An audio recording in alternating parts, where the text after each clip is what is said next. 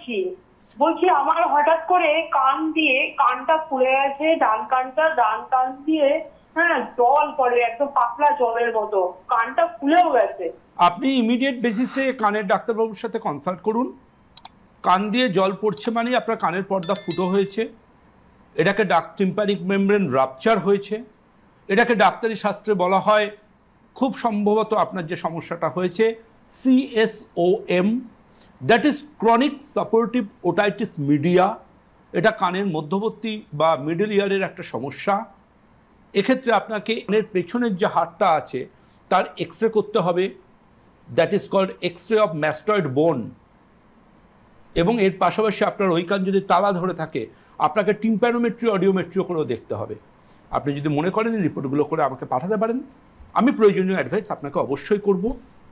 আর মনে রাখবেন, কান দিয়ে যাদের জল টাইপের কিছু পড়ে তারা এটাকে ইগনোর করবেন না, কারণ এই অসুখটা পুষে রাখলে ব্রেনের একটা মারাত্মক অসুখ, দ্যাট ইজ মেনিনজাইটিস বলে একটা খারাপ অসুখও হতে পারে। যেমন সেই অসুখটাকে পুষে কেউ রাখবেন না।